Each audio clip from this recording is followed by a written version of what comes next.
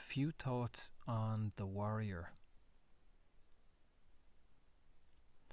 I wrote a couple of articles earlier in the year about the crown and king energy, and in those articles I touched upon the time that I received my crown at a sacred site with a woman I worked with there, and we just knew that, and the crown refers to royalty, the higher energy, but also the connection. I view it like a plug, that it plugs into the heavens, it plugs into the higher self.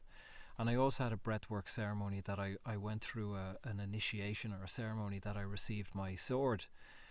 And it was only after these experiences that I realized that, my ego in those moments thought that, everything will be different now. And in a sense it was.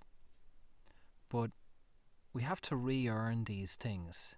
And I've pissed off a number of people by saying, when I see women on Instagram or on wherever and they say, I'm a goddess and we are goddesses and queens, personally, I don't buy that. You got to earn these things. Now, we can all agree to disagree. We're all adults. So if you have the force and the power to back that statement that you're a king or a queen, well, fucking go for it. Own it, honor it, and stand in that power. Don't listen to me. But there's an energy in that. There's an energy in being a queen or a king and being able to stand in that power. And for me, the test is to be able to witness ourselves and honor who we are. And that's extraordinarily rare. So of spiritual people who would call themselves kings or queens or gods or goddesses, 99.9% of the time these people can't stand, they can't honor who they are. They can't witness themselves. Give them a bad day or their shadow or their darkness or their ex-husband or their difficult client or their screaming kid, and they're shakeable. They're broken pretty easily. So that's how I view a god or a goddess or a king or a queen. Now on the term warrior, these terms are bandied about too simply, in my opinion, and these things inflate the ego. Wherever there's a degree of indulgence, it's a matter of time to me to step back and question why do I like this term, why do I like this thing, how I'm perceived. Energy healer, shadow worker, healer, light worker, all these things I'm very suspicious of, and anyone who uses these terms I'm suspicious of.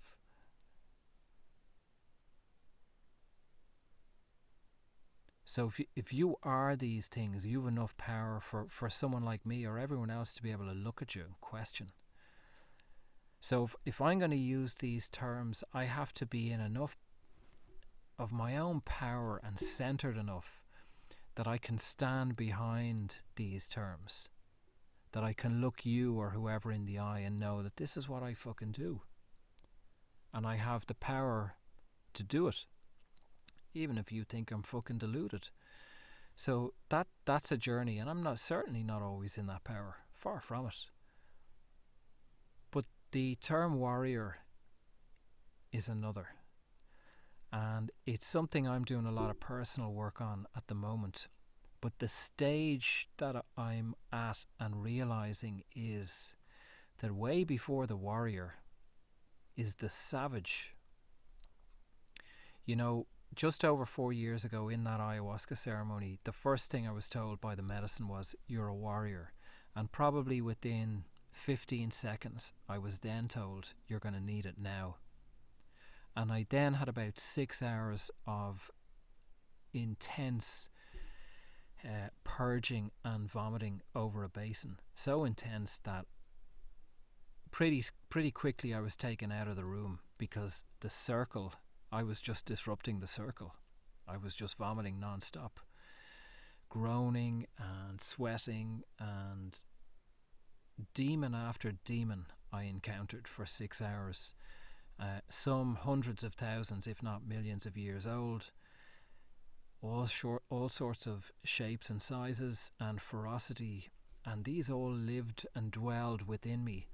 And in that moment and in that journey, I wanted them out.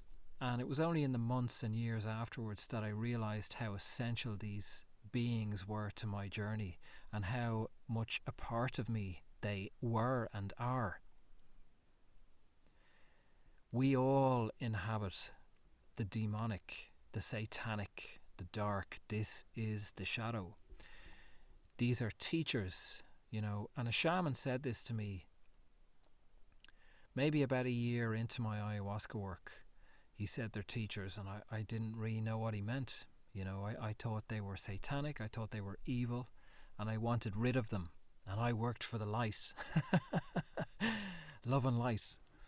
And then I went through that stage, and I realized how indulgent that was of my own ego, to think that I am only of the light, and I am a healer, and I help. I help humanity. How indulgent that is. But I realize as well that, over those 4 years, the journey of earning my crown and earning my sword and earning the label, or indulgent or otherwise, of warrior. There's an arc that I've talked about, and I talked a good bit about it in the recent workshop on Instagram. The arc of our lives, that this one life right now on its own, we have a bit of awareness, and we're doing a bit of work, and we're trying to progress along the path. Ascension is way, way off. Get used to that. Keep working along the path. Keep doing your work on any given day.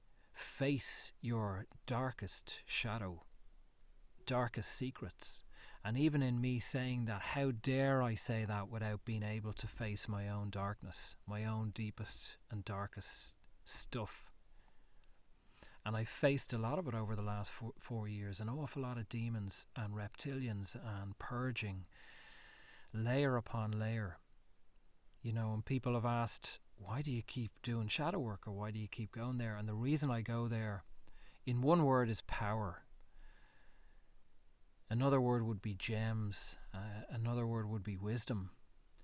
That as we meet ourselves, and as we meet all these layers of pain or darkness, we integrate them, and we find a little bit more peace, a little bit more power, a little bit more grounding of who we are.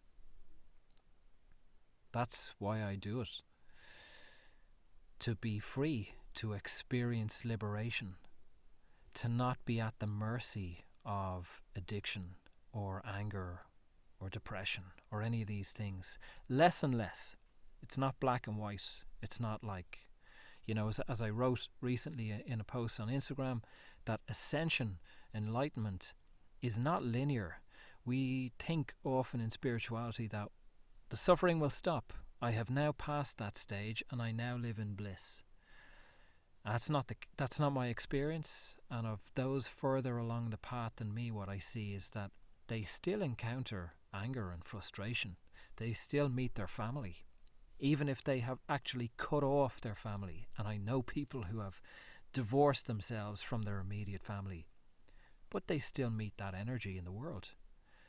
We can't escape ourselves. The pain within us that our family activate is still out in the world. We can't avoid it. It will still be continually presented to us.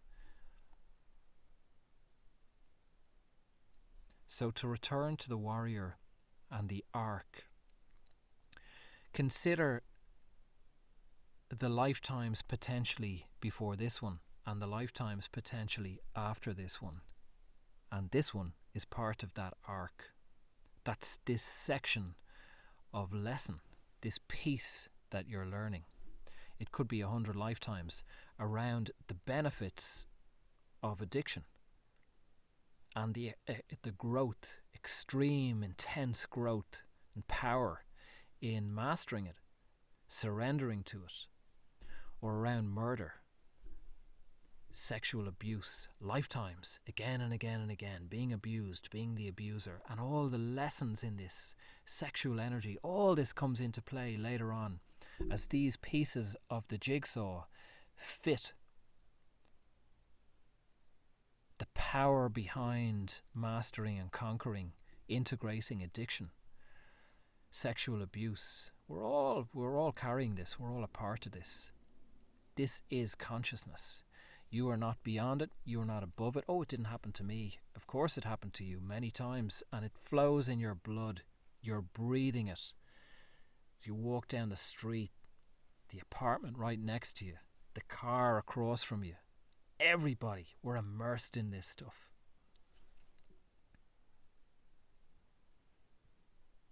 And the weakness of humanity is shown by the scrambling towards identity, to be the lawyer, to be the doctor, to be the energy healer, to be spiritual, to be ascended. If you're scrambling for any of these things, you're scrambling away from your shadow, away from your real power. As Joseph Campbell said, the cave we fear to enter holds the treasure that we seek. Now we regurgitate these little quotes and catchphrases and lines, but if I was sat in front of you and I asked you your darkest secret or your greatest fucking pain, whatever that may be, and maybe you take a bit of time to listen, maybe you take a bit of time to think about it and to see what's presented. That thing that fucking cripples you, that paralyzes you, that you just can't go there. If I was to give you 2 or 3 weeks to prepare yourself, and in that 2 or 3 weeks we do a few exercises, a little bit of writing, a little bit of meditation, and we'd build up and work towards that greatest, deepest darkness, that piece you just can't go, that it'll possibly kill you. That's the stage that I'm at right now with a piece of work that I'm doing. Something that just, it opens that door. It's deep and it's dark. It's overwhelming. It's hard to breathe. And sometimes we don't have a choice. The ego and, the modern spiritual world is that we will direct where we're going. I will manifest. I will choose who I am. I will choose how my life is. That's cool. I'm okay with that. But sometimes the higher self has a greater path, because if we're left to choose, we're just going to choose money, love, comfort. All these little trinkets that'll make us feel good. Those little trinkets don't make you a warrior. They don't expand your heart. They don't make you perhaps more you. They don't make you more whole. As in circular, as in complete. They give you the things you like. Maybe your higher self has a greater path for you. Greater lessons, greater growth and expansion, power, freedom, liberation, a depth of love that you can't even conceive of. Those things don't come cheap, and they don't come by fluffiness or by niceties and comfort. Simply falling in love, being on the beach, having loads of money, everyone adoring you. Wow, isn't she fantastic? Oh, she's so... we bought her book and we went to her movie. Oh, she's amazing. On the red carpet. Indulge me, indulge me. So finally, the warrior. To get along that arc, let's imagine that the warrior is an end point in itself. How many stages potentially come before that end point? We don't just wake up, I'm a warrior. Maybe we spent many lifetimes being the victim, being bullied, literally, in schools, by abusive parents, abusive neighbours, uncles, maybe sexually abused again and again and again. Nasty people, lifetimes of just being fucking kicked around and pushed around, maybe being the coward. That's part of the warrior. You know, as I said many times in the workshop a few weeks back, if you want to be a great boxer, you're going to get punched in the face. So to be the great boxer, you don't just get in the ring and I'm a great boxer.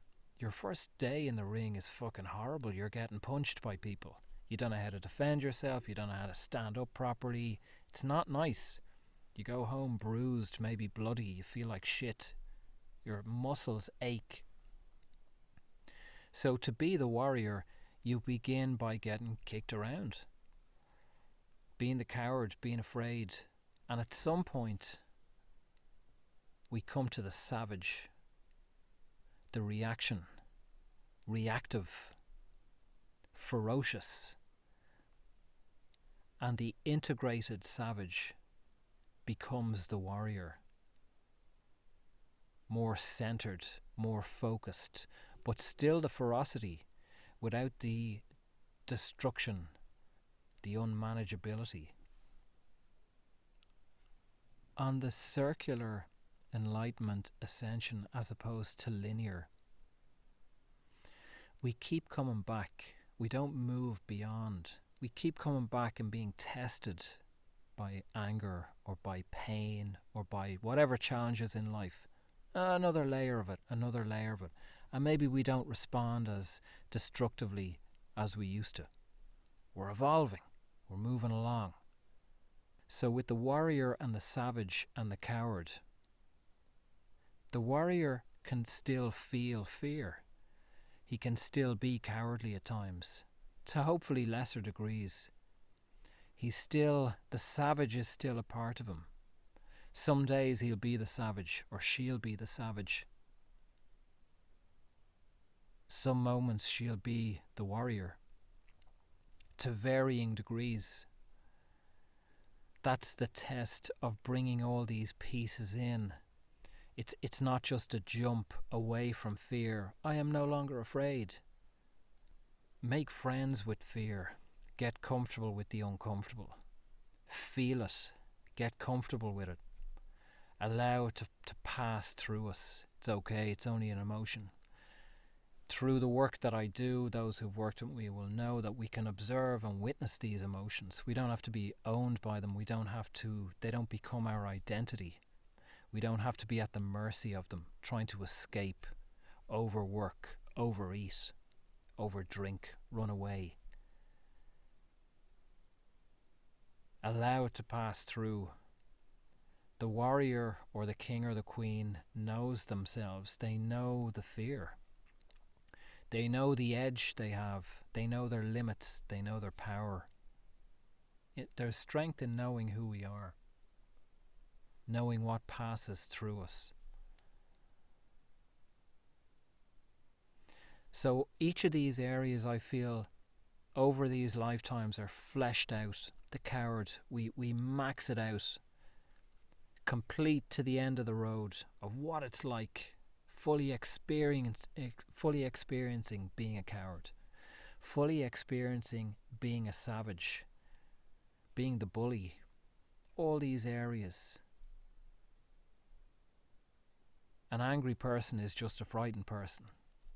So being the bully or being reactive or being violent or being destructive is fear, ultimately, underneath it. We don't know what to do with it, so we react. We keep people away. We want to seem in control. We want to protect our hearts, so we battle out there.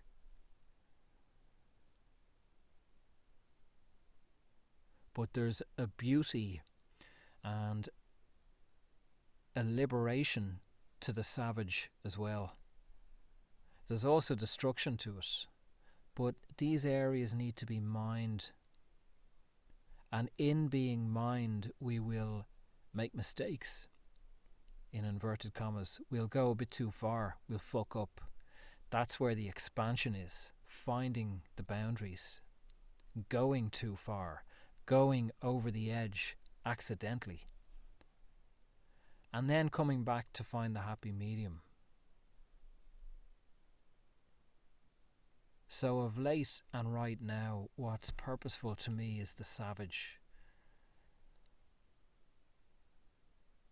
but also the awareness of stepping into and taking steps towards those dark pockets of pain, that cave. The cave you fear to enter holds the treasure that you seek. I want treasure. That's why I do shadow work. That's why I do the work I do. I don't have any plan myself as a human consciously. Just go where I'm moved to go. Whatever is being presented to me continuously, I choose to work through now, whereas there was a time that I chose to try to escape and design my life the way I wanted it to be, design myself, design my work. Oh, I think I will do this. I don't really do that anymore. It's presented. We work with what is presented. What is being presented to me is the savage and is power, the potential for power. It's a crossroads to go into that cave or to try and stay away from the cave. And I know where I have to go. And in a sense, I know where I want to go because I know what's on the other side of that. Freedom, more liberation, more grounding, less at the mercy of life, my ego, lack of money, friends, travel, women, comfort, whatever it may be, all these little things that, oh, I'd like some of this, oh, I want something else, oh, I want some more, oh, I want to feel comfortable. To strip these away bit by bit and be free without any of them. To not need or need less. We have needs, of course, and it's okay to have them. Love, companionship, degrees of comfort. I could do with all of those. But I don't want to be at the mercy of any of them. That's not freedom. That's dependency. It's an addiction. Oh, I hope she loves me. Oh, I need more money. Oh, I want to be comfortable. Oh, I need a cigarette. Oh, I need sugar. Oh, I need a drink. Oh, I need heroin. Oh, I need. Oh, I miss my television. I don't want any of that shit. I want to be able to enjoy them, but not be attached to them or dependent on them. Anyway, I've said enough. Thanks for listening. Links below. Be well.